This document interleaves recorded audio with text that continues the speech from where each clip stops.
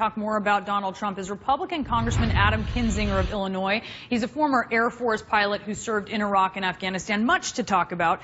But I do want to ask you about this new phase, Congressman, because Donald Trump, he may say that there's no 2.0, but we're certainly seeing him temper his rhetoric, at least at times. What do you make of this?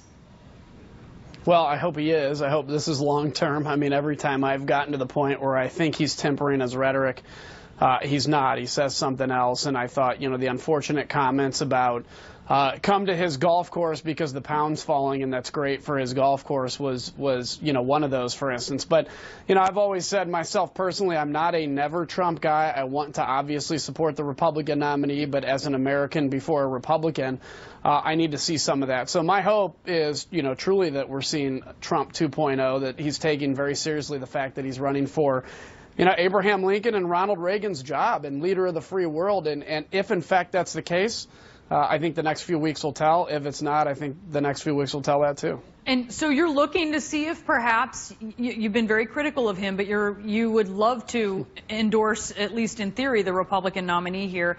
Donald Trump is now saying that his Muslim ban would only apply to, quote, terrorist countries. He says that he wouldn't carry out mass deportations. We haven't heard him talk a whole lot about the border wall lately.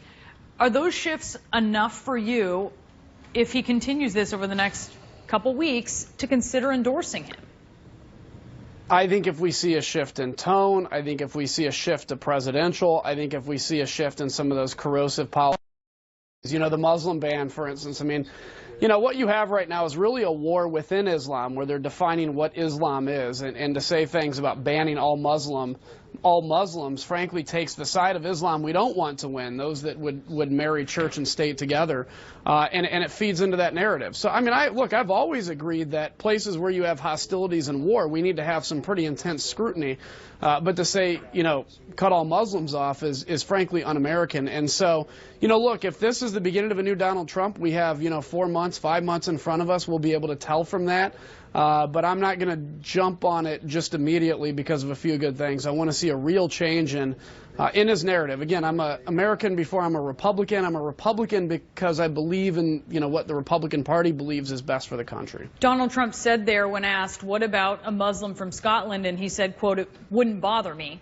Do you think that he can pivot away from the Muslim ban? He's obviously trying to rhetorically, but do you think that he effectively can? You know, I don't know. It's hard to tell. I mean, I think it's going to, this is really on him, just like uniting the Republican Party right now is on Donald Trump. I mean, as you see, as the Democrats had their fight and you have Hillary and Bernie now, Hillary's going after Bernie supporters, trying to include them in the fold. This is going to be on Donald Trump to do it. So I think if he's consistent with his message of saying we need to protect the country, but that doesn't include a blanket ban on Muslims, it doesn't include mass deportations, then maybe over time he can overcome it. But there's no doubt there was a lot of damage done. But again, I would love to get to the point where I can support the Republican nominee, but it's for me at least, it's going to take some time. Will you be going to the convention? You know, I'm undecided right now. I may go for a few days, I may not. That remains to be seen. I haven't made that decision, and I have another couple weeks to do it. So what would require you to shift towards going to the convention? Same thing that the same things you talk about in being able to endorse Donald Trump, the changes you would want to see? I think that's some of it. You know, look, if I went to the convention, it would be because I want to have a purpose. I want to be able to, you know, unite the Republican Party. Can you go without and endorsing not just for him? myself. Yeah, it's possible. But see, look, if somebody goes and they haven't necessarily endorsed him, sometimes you can just create more of a problem because, you know, you're there and you have a party that's trying to unite behind a candidate who was rightfully nominated by our party. Our party rightfully nominated Donald Trump. I'm not taking that away from him. But if I can't get there, you know, you don't want to be a distraction to a party that's trying to unite.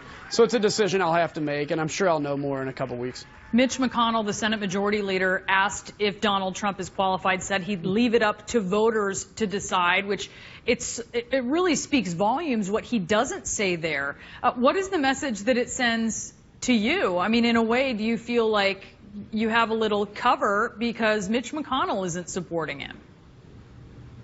Well, maybe some cover. I don't feel like I need cover. I've been pretty out there on what I think is right. I mean, I was elected to this job not just to get reelected. I was elected because, you know, I'm really passionate about my country. It's why I serve my country. It's why I do what I do.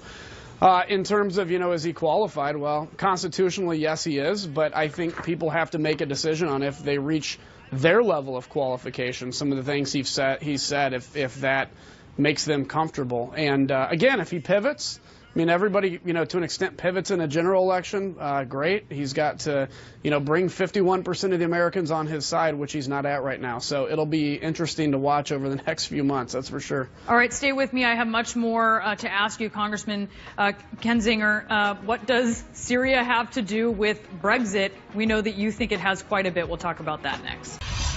We are back now with Republican Congressman Adam Kinzinger of Illinois. He's a former Air Force pilot who served in Iraq and Afghanistan. And I know that you've been looking at what's happened in Britain, Brexit. And I suspect that you think there are some lessons that the GOP should be taking from this. Yeah, I think there's some lessons, but I think the larger thing is look, what has led to this? There's a lot of consternation around the globe. It typically happens, too, for a tale of 10 to 15 years after a major economic crisis. People begin to turn inwards. You saw it after the Great Depression. You're seeing it now. And so I think the key, what I would say is you don't want to feed insecurities of people. It's about reiterating to people the reason, for instance, for the United States to be involved around the globe, the fact that we have a mission to be an example to people of what self-governance is. And so there is some lessons. You can kind of play to people's insecurities, or you can lead them out of that insecurity and show them a way out. And that's, I think, a lesson to take. You think that I know you blame the Obama administration, how it handled Syria, for the sort of trickle down that caused the feelings, the sentiment that we've seen in Britain. And I do wonder at this point where you stand on that, because I know that you were advocating for military intervention for targeted strikes in Syria in 2013. Is that still the solution? Do you support this recommendation by 51 State Department officials to use these targeted strikes against the Assad regime? Yeah, I think you have to. I mean, the reality is Assad will never regain control of all of Syria. So even if he stays in power, he has a fraction of Syria, and the rest of Syria will remain Afghanistan pre-9/11. It is the instability caused, which has led to not only 500,000 people dying, but to the rooting of ISIS and Raqqa and everything else. And I think the bigger problem is the mass migration out of Syria. We're not talking about immigration, we're talking about mass migration out of Syria into Europe has created this real concern. It's a clash of cultures that has existed on a pretty massive scale, and that's led to a lot of the rise of this idea of put up the walls, put up the borders, and get out of the EU. And so I think the failure to intervene in Syria definitely has a part in what led to Brexit, because even if they'd have still had the vote without it, I think there's a number of people that their concern was migration, and it has led to this problem. So I think you have to intervene. There's no good answers, but I will tell you this conflict will not burn itself out over time. It's like a volcano that keeps spewing ash and lava and spreading to other countries. All right, Congressman Adam Kinzinger, thank you so much joining us live from Chicago. We appreciate it. And coming up, Hillary Clinton